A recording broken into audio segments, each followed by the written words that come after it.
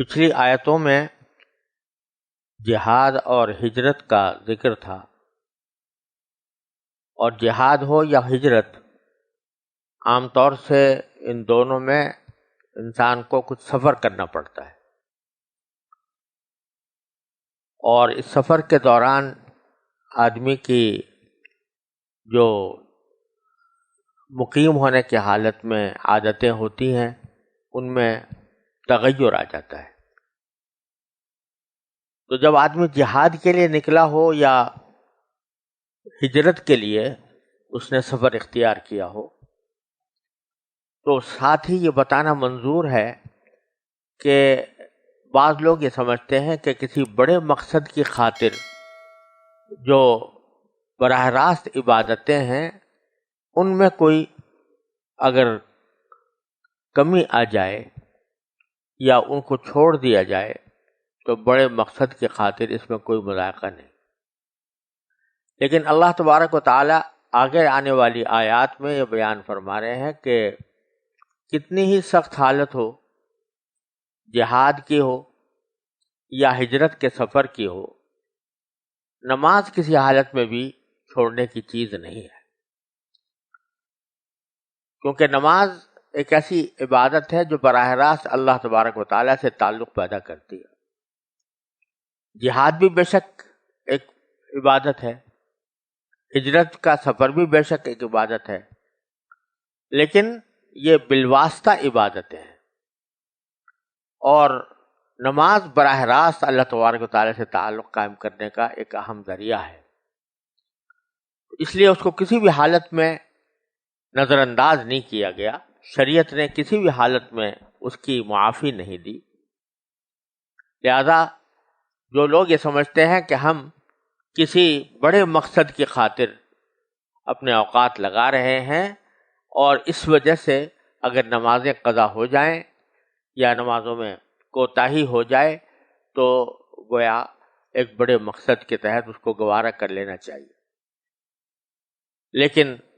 یہاں سبق یہ دیا جا رہا ہے کہ ان بڑے مقاصد کے دوران بھی اللہ تبارک و تعالیٰ سے تعلق قائم رکھنے کا سب سے بڑا ذریعہ جو نماز ہے اس کو کسی بھی حالت میں نہیں چھوڑنا۔ البتہ اللہ تبارک و تعالیٰ نے ان حالات میں، سفر کی حالت میں، کیونکہ انسان کو عموماً مشقت کا سامنا ہوتا ہے، اس واسطے نماز کے اندر کچھ تخفیف فرما دی ہے، اس کو تھوڑا کر دیا ہے، 4 رکعتوں والی نماز 2 کر دی ہے۔ اور اگر جہاد کی حالت ہو، حالت جنگ ہو، تو اس میں جماعت کے اندر بھی بعض سہولتیں اللہ تبارک و تعالیٰ نے عطا فرمائی ہیں۔ اگر ایک ہی امام کے پیچھے پورا لشکر نماز پڑھ رہا ہو تو اس صورت میں ایک طرف اس بات کا بھی خیال رکھنا ہوتا ہے کہ ہم دشمن کی سرزمین میں ہیں اور دشمن ہمارے سامنے موجود ہے، کسی بھی وقت وہ حملہ آور ہو سکتا ہے، لہذا کچھ لوگ ایسے ضرور ہونے چاہیے جو جن کا رخ دشمن کی طرف ہو اور دشمن کی کارروائیوں کو وہ اچھی طرح دیکھ رہے ہوں اور پہرا دے رہے ہوں، اور دوسری طرف نماز بھی ضروری ہے، تو اس کا بھی خاص طریقہ اللہ تبارک و تعالیٰ نے ان آیات میں بیان فرمایا ہے۔ یہ ہے ان آیات کا پس منظر جو میں آگے تلاوت کر رہا ہوں۔ وَإِذَا ضَرَبْتُمْ فِي الْأَرْضِ فَلَيْسَ عَلَيْكُمْ جُنَاحٌ أَن تَقْصُرُوا مِنَ الصَّلَاةِ إِنْ خِفْتُمْ أَن يَفْتِنَكُمُ الَّذِينَ كَفَرُوا إِنَّ الْكَافِرِينَ كَانُوا لَكُمْ عَدُوًّا مُبِينًا وَإِذَا كُنْتَ فِيهِمْ فَأَقَمْتَ لَهُمُ الصَّلَاةَ فَلْتَقُمْ طَائِفَةٌ مِّنْهُمْ مَعَكَ وَلْيَأْخُذُوا أَسْلِحَتَهُمْ فَإِذَا سَجَدُوا فَلْيَكُونُوا مِنْ وَرَائِكُمْ وَلْتَأْتِ طَائِفَةٌ أُخْرَى لَمْ يُصَلُّوا فَلْيُصَلُّوا مَعَكَ وَلْيَأْخُذُوا حِذْرَهُمْ وَأَسْلِحَتَهُمْ وَدَّ الَّذِينَ كَفَرُوا لَوْ تَغْفُلُونَ عَنْ أَسْلِحَتِكُمْ وَأَمْتِعَتِكُمْ فَيَمِيلُونَ عَلَيْكُمْ مَيْلَةً وَاحِدَةً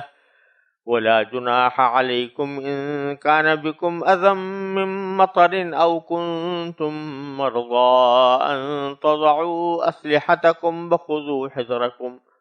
إِنَّ اللَّهَ أَعَدَّ لِلْكَافِرِينَ عَذَابًا مُّهِينًا فَإِذَا قَضَيْتُمُ الصَّلَاةَ فَاذْكُرُوا اللَّهَ قِيَامًا وَقُعُودًا وَعَلَىٰ جُنُوبِكُمْ فإذا اطمأننتم فأقيموا الصلاة إن الصلاة كانت على المؤمنين كتابا موقوتا ولا تهنوا في ابتغاء القوم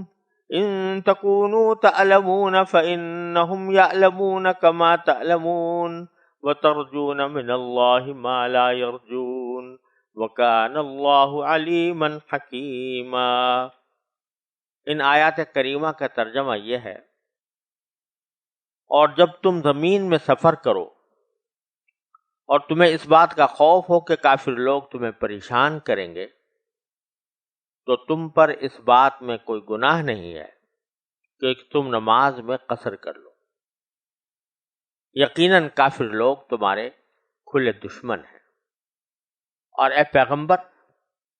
جب تم ان کے درمیان موجود ہو اور انہیں نماز پڑھاؤ تو دشمن سے مقابلے کے وقت اس کا طریقہ یہ ہے کہ مسلمانوں کا ایک گروہ تمہارے ساتھ کھڑا ہو جائے اور اپنے ہتھیار ساتھ لے لے۔ پھر جب یہ لوگ سجدہ کر چکے تو تمہارے پیچھے ہو جائیں، اور دوسرا گروہ جس نے ابھی تک نماز نہ پڑھی ہو آگے آ جائے اور وہ تمہارے ساتھ نماز پڑھے، اور وہ اپنے ساتھ اپنے بچاؤ کا سامان اور اپنے ہتھیار لے لے۔ کافر لوگ یہ چاہتے ہیں کہ تم اپنے ہتھیاروں اور اپنے سامان سے غافل ہو جاؤ تو وہ ایک دم تم پر ٹوٹ پڑے، اور اگر تمہیں بارش کی وجہ سے تکلیف ہو یا تم بیمار ہو تو اس میں بھی تم پر کوئی گناہ نہیں ہے کہ تم اپنے ہتھیار اتار کر رکھ دو۔ ہاں، اپنے بچاؤ کا سامان ساتھ لے لو۔ بے شک اللہ نے کافروں کے لیے ذلت والا عذاب تیار کر رکھا ہے۔ پھر جب تم نماز پوری کر چکو تو اللہ کو ہر حالت میں یاد کرتے رہو، کھڑے بھی، بیٹھے بھی اور لیٹے ہوئے بھی۔ پھر جب تمہیں اطمینان حاصل ہو جائے تو نماز قاعدے کے مطابق پڑھو۔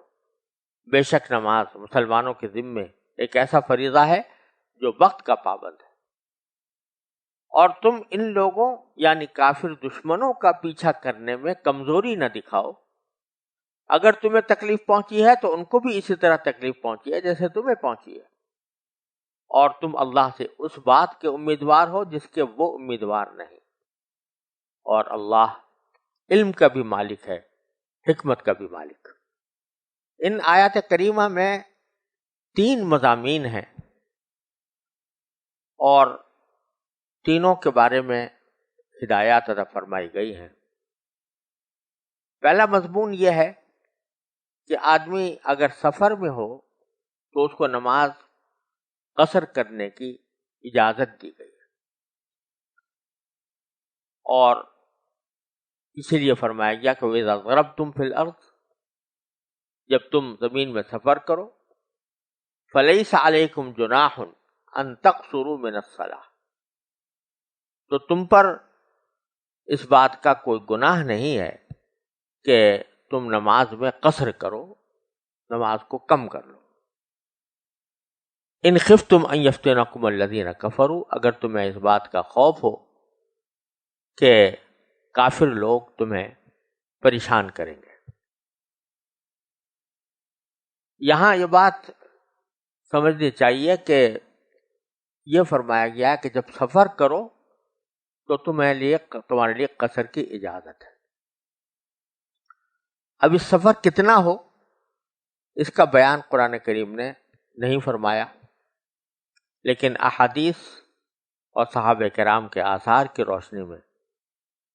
فقہاء کرام نے عام طور سے جو مدت مقرر کی ہے، سفر کی مسافت مقرر کی ہے، وہ تقریباً 48 میل کے قریب بیٹھتی ہے۔ تو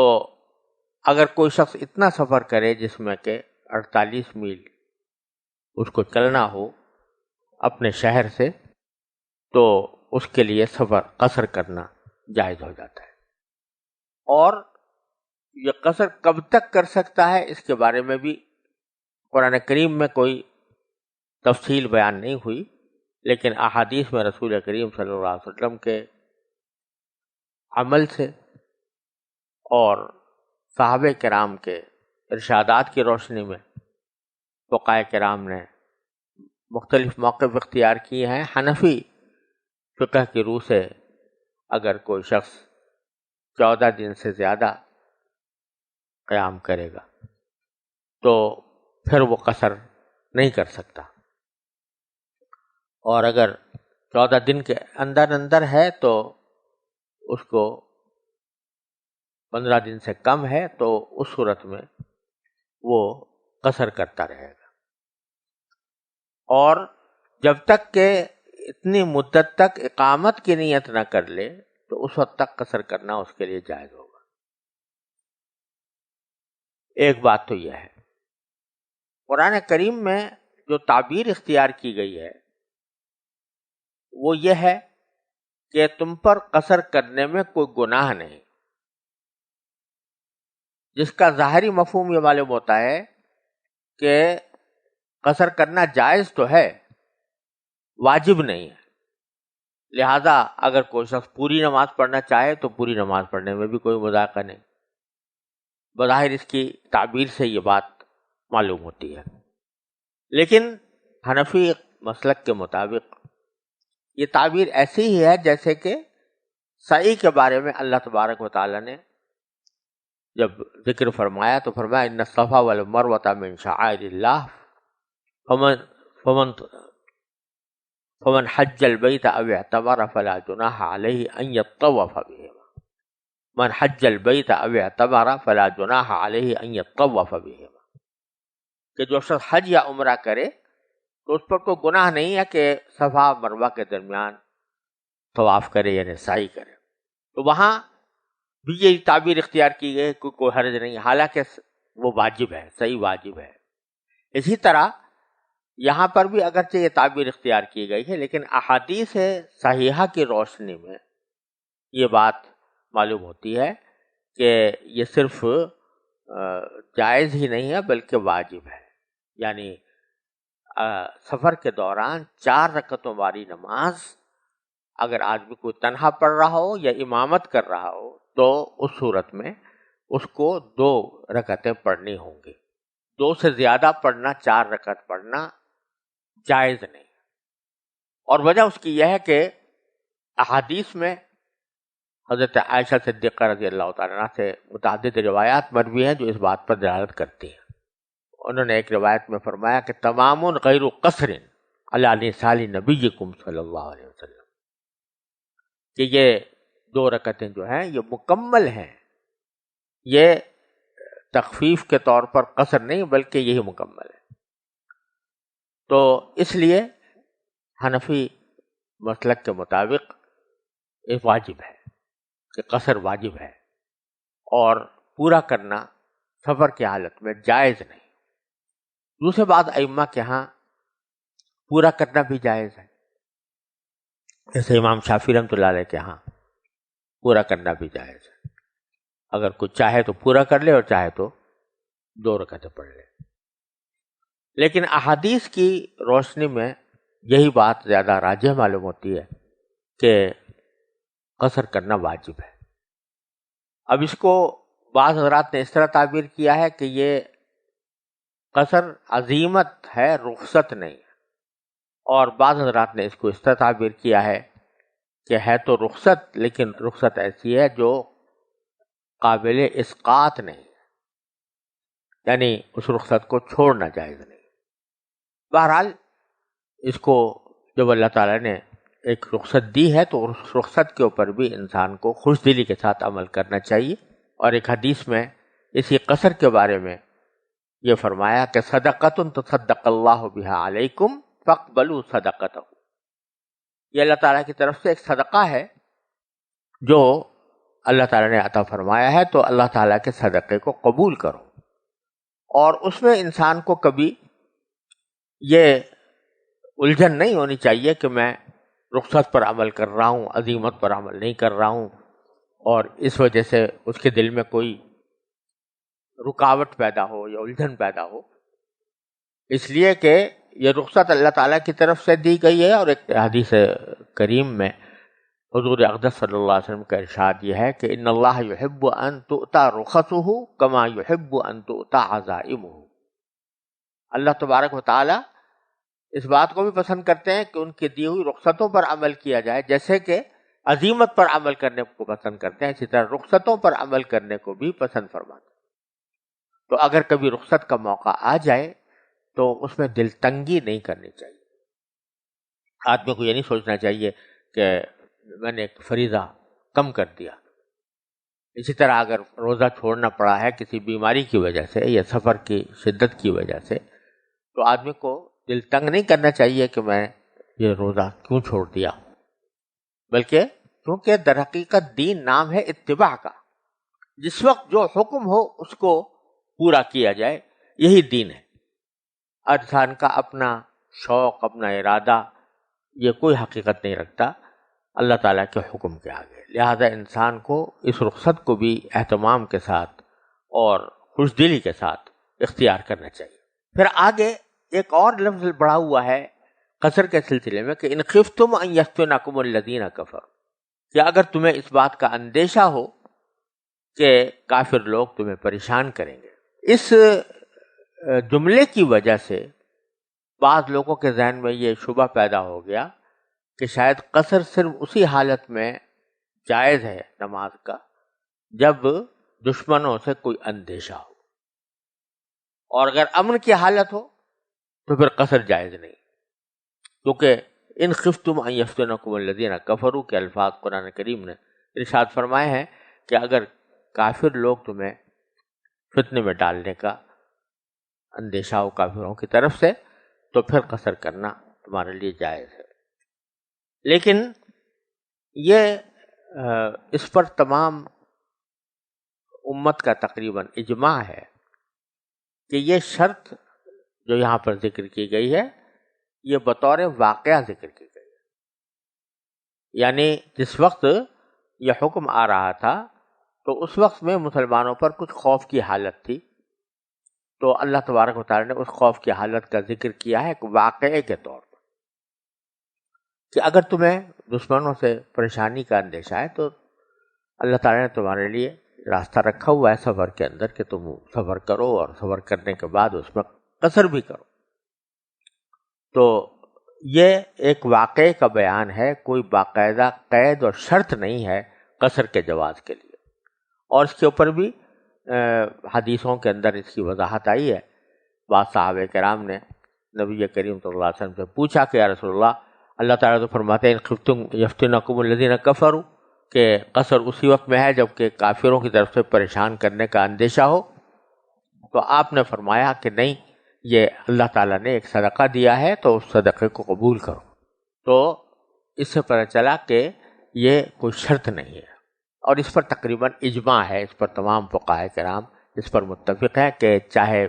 امن کی حالت ہو یا جنگ کی حالت ہو، دونوں صورتوں میں اگر سفر پایا جا رہا ہے تو اس کے ساتھ قصر بھی جائز ہے۔ آگے دوسرا مضمون جو بیان فرمایا گیا ہے وہ جنگ کی حالت میں نماز پڑھنے کا ہے۔ جنگ کی حالت میں یہ اس وقت کا ذکر ہے جبکہ جنگ شروع نہیں ہوئی ہے ابھی، لیکن دشمن سامنے موجود ہے اور اندیشہ ہے کہ کسی وقت بھی اس کی طرف سے حملہ ہو سکتا ہے۔ اگر جنگ شروع ہو گئی ہو تو اس کے احکام پیچھے سورہ بقرہ میں گزر چکے ہیں، اور یہ بات ہے اس وقت کی جبکہ جنگ شروع نہیں ہوئی لیکن دشمن اور مسلمان آمنے سامنے موجود ہیں، کسی وقت بھی دشمن حملہ آور ہو سکتا ہے۔ ایسی حالت میں ضرورت اس بات کی ہوتی ہے کہ اس بات کے لیے آدمی تیار رہے کہ اگر اچانک حملہ ہو تو ایسا نہ ہو کہ آدمی اس کا مقابلہ نہ کر سکے۔ اور ایک روایت میں بھی ایسا آیا ہے کہ ایک مرتبہ مسلمان نماز پڑھنے میں مشغول تھے، تو کافروں نے جب دیکھا کہ یہ نمازوں میں مشغول ہیں تو انہوں نے کہا کہ پیچھے سے حملہ کر دیں۔ تو انہوں نے پیچھے سے حملہ کرنے کا ارادہ کیا تو ایسی صورتحال پیش آ سکتی ہے کہ اچانک حملہ ہو جائے. تو آگے آیات میں اللہ تبارک و تعالیٰ نے یہ فرمایا کہ اگر ایسی صورت میں ایک ہی امام کے پیچھے نماز پڑھنا سب لوگ ضروری سمجھتے ہوں تو پھر ایک خاص طریقہ بتایا گیا جس کو صلاۃ الخوف کہا جاتا ہے.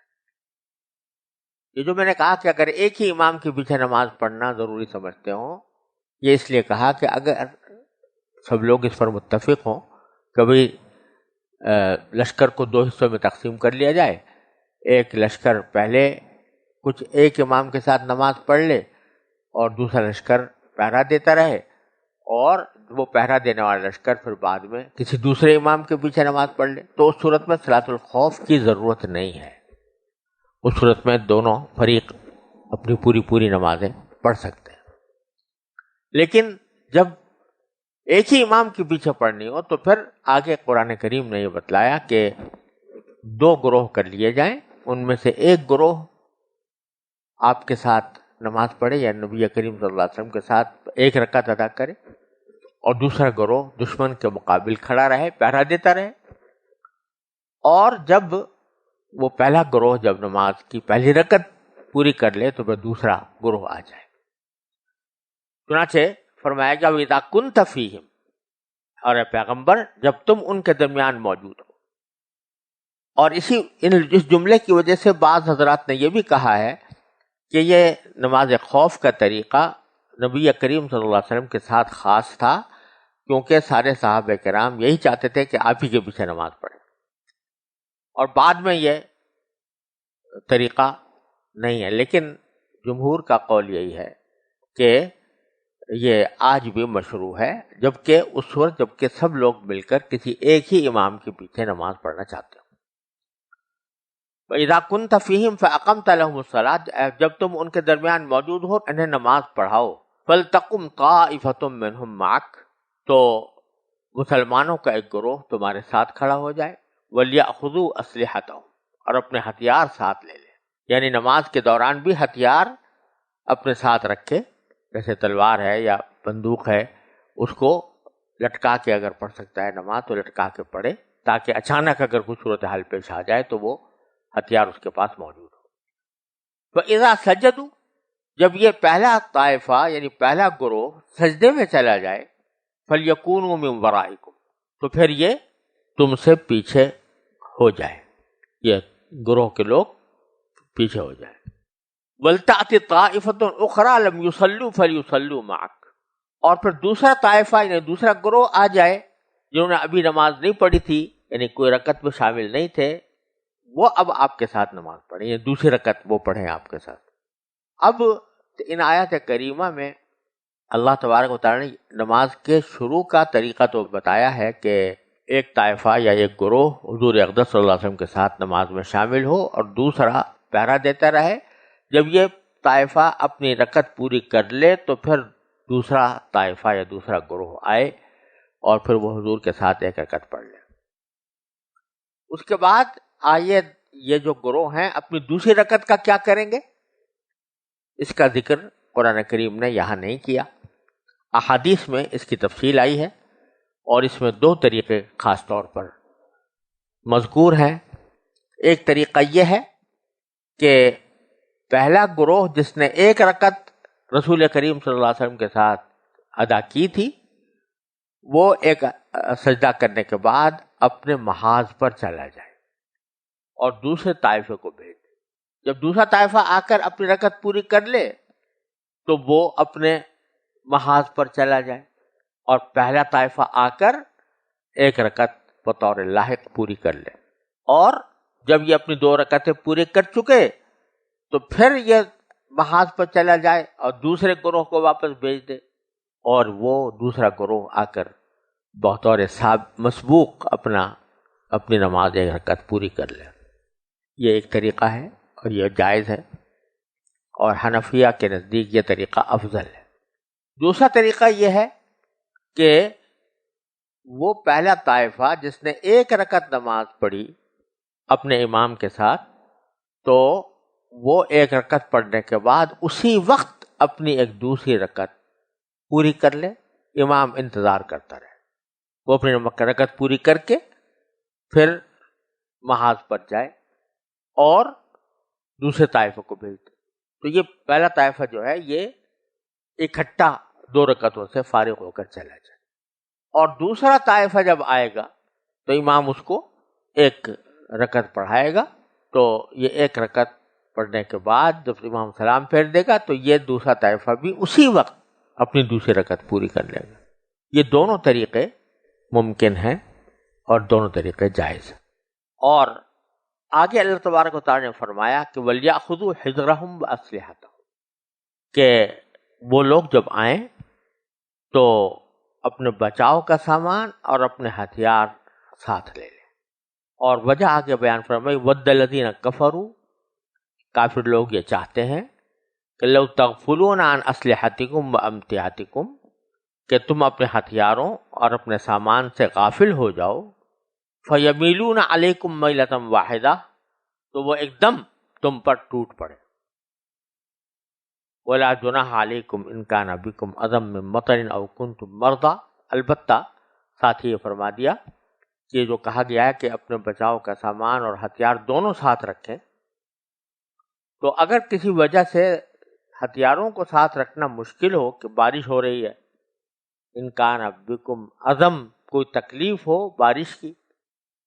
او کنتم مرضی، یا تم بیمار ہو اور ہتھیاروں کو اٹھانا تمہارے لیے بیماری کی حالت میں مشکل ہو، تو اس میں بھی کوئی حرج نہیں ہے کہ ان تضعوا اسلحتکم، کہ اپنے ہتھیار اتار کر رکھ دو، وخذوا حذرکم، لیکن اس حالت میں بھی اپنے بچاؤ کا سامان ساتھ لے لو۔ بچاؤ کا سامان سے مراد وہ چیزیں ہیں، وہ آلات ہیں جن سے کسی دشمن کے حملے سے اپنے آپ کو بچایا جاتا ہے، جیسے پہلے زمانے میں تلوار اور نیزے کے سے بچنے کے لیے ڈھال ہوا کرتی تھی یا زرہ پہنی جاتی تھی، تو وہ بچاؤ کا سامان ہے۔ آج کے دور میں بھی جو بھی کوئی طریقہ دشمن کے حملے سے اپنے آپ کو بچانے کا ہوتا ہے وہ حذر میں داخل ہے۔ اور پھر فرمایا کہ ان اللہ اعد للکافرین عذابا مہینا، بے شک اللہ نے کافروں کے لیے ذلت والا عذاب تیار کر رکھا ہے۔ فَإِذَا قَضَيْتُمُ الصَّلَاةَ، پھر جب تم نماز پوری کر چکو، فَاذْكُرُوا اللَّهَ قِيَامًا وَقُعُودًا وَعَلَىٰ جُنُوبِكُمْ، تو اللہ کو یاد کرتے رہو، کھڑے بھی، بیٹھے بھی اور لیٹے ہوئے بھی۔ یعنی یہ نہ سمجھو کہ نماز ایک مرتبہ پڑھ لی تو بس اللہ تعالیٰ کی یاد کا، اللہ تعالیٰ کے ذکر کا حق ادا ہو گیا۔ بندے کا کام یہ ہے کہ جتنا ہو سکے وہ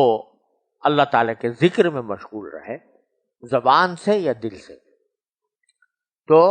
نماز پوری کرنے کے بعد بھی اللہ تبارک و تعالیٰ تاکید فرما رہے ہیں کہ فَاذْكُرُوا اللَّهَ قِيَامًا وَقُعُودًا، کھڑے، بیٹھے، لیٹے، جس حالت میں بھی ہو۔ اب یہ اللہ تعالیٰ کی رحمت ہے کہ اس نے ہمیں سارے بندوں کو یہ اجازت دے دی ہے کہ اپنا ذکر کسی حالت میں بھی کروا سکتے ہیں۔ صرف ضروری نہیں کہ ذکر کے لیے آدمی بیٹھ کر ہی ذکر کرے، بلکہ کھڑے ہوئے بھی کر سکتا ہے، چلتے ہوئے بھی کر سکتا ہے، یہاں تک کہ بستر پر لیٹے ہوئے بھی کر سکتا ہے۔ اور اس کے لیے محض ذکر کے لیے وضو بھی ضروری نہیں۔ اللہ تعالیٰ نے اپنے ذکر کو اتنا آسان کر دیا، حالانکہ اللہ تبارک و تعالیٰ کی ذکر ایسی اعلیٰ چیز تھی کہ اگر اس کے اوپر کتنی بھی شرطیں لگائی جاتی تو مناسب تھا کہ اللہ جل جلالہ کا ذکر ہے وہ کچھ احتیاطیں چاہتا ہے، کچھ وقار چاہتا ہے، لیکن اللہ تعالیٰ نے اپنے ذکر کو اتنا آسان کر دیا کہ وضو بھی ضروری نہیں، غسل بھی ضروری نہیں، کوئی جگہ بھی ضروری نہیں، کوئی حالت بھی ضروری نہیں، کھڑے ہو، بیٹھے ہو یا لیٹے ہو، ہر حالت میں اللہ تعالیٰ کا ذکر کرتے رہو۔ یہ بار بار قرآن کریم جو اس طرف توجہ دلاتا ہے، اور دوسری جگہ پر فرمایا گیا کہ یا ایھا الذین آمنوا اذکروا اللہ ذکرا کثیرا وسبحوہ بکرۃ واصیلا۔ یہ اس لیے نہیں کہ معاذ اللہ تعالیٰ کو ہمارے ذکر کرنے سے کوئی لطف آتا ہے، اللہ تبارک و تعالیٰ تو بے نیاز ہے. ساری دنیا اگر اللہ تعالیٰ کے ذکر کو چھوڑ دے، اس کے شان کمال و جلال میں، اس کی شان جمال میں حبہ برابر کمی نہیں آتی، اور ساری کائنات ذکر کرتی رہے تو اس کے شان کبریائی میں حبہ اضافہ نہیں ہوتا. وہ بے نیاز ہے. ان اللہ لغنی حمید، وہ بتاتے خود قابل تعریف. ہمارے ذکر کرنے سے اس کو کوئی فائدہ نہیں پہنچتا، لیکن ہم سے جو ذکر کرنے کا حکم دیا جا رہا ہے وہ در حقیقت ہمارے فائدے کے لیے، کہ جب بندے کا دل اللہ تعالیٰ کی یاد سے، اس کے ذکر سے معمور ہو جاتا ہے، یہاں تک کہ وہ چلتے پھرتے بھی اللہ تعالیٰ کا ذکر کرتا ہے، لیٹتے ہوئے بھی کرتا ہے، تو اس کو اللہ تبارک و تعالیٰ اپنا قرب عطا فرماتا ہے. اور جتنا قرب اللہ تبارک و تعالیٰ کا حاصل ہوگا، اتنا ہی انسان شیطان اور نفس کے حملوں سے بچے گا. تو وہاں تو جو پیچھے جب جنگ کر رہے ہیں تو جنگ کے اندر تو ذکر ہے دشمن کے ظاہری حملوں سے بچنے کا، اس کے بچاؤ کے لیے اسلحہ، اس کے بچاؤ کے لیے بچاؤ کا سامان یہ ہے. اور جب وہاں سے چلے آئے اور نماز پوری کر لی، تو اب دشمن سب سے بڑا تمہارا شیطان ہے اور خود تمہارا نفس ہے. اس نفس اور شیطان کے حملوں سے بچاؤ کے لیے اپنے آپ کو اس طرح لیس کرو کہ ذکر اللہ کی پابندی کرو، کھڑے بھی، بیٹھے بھی اور لیٹے بھی. اور پھر آگے فرمایا فَإِذَا اطْمَأْنَنْتُمْ، جب اطمینان کا وقت آ جائے، یعنی امن کی حالت ہو جائے، دشمن کا خطرہ دور ہو جائے، صلاۃ الخوف کی ضرورت نہ رہے، فَأَقِيمُوا الصَّلَاةَ، تو نماز قاعدے کے مطابق ادا کرو، یعنی پوری نماز ادا کرو، جس طرح کے ایک امام کے پیچھے سب لوگ پڑھیں گے. اس میں دو طائفے یا دو گروہ کرنے کی ضرورت نہیں. ان الصلاۃ کانت علی المؤمنین کتابا موقوتا، بے شک نماز مسلمانوں کے ذمے ایک ایسا فریضہ ہے جو وقت کا پابند ہے. اس میں یہ بھی بتا دیا کہ نماز تو فرض ہے ہی، لیکن نماز کو اس کے وقت میں پڑھنا یہ ہے مطلوب. اسی لیے وقت کو نماز کے لیے شرط قرار دیا گیا کہ جب تک وقت نہیں آ جائے گا اس وقت تک وہ نماز مقبول نہیں ہوگی. تیسرا مضمون ان آیات میں جو آخری آیت میں بیان کیا گیا ہے وہ یہ ہے کہ لا تہنوا فی ابتغاء القوم، دشمن کا پیچھا کرنے سے سستی نہ دکھاؤ.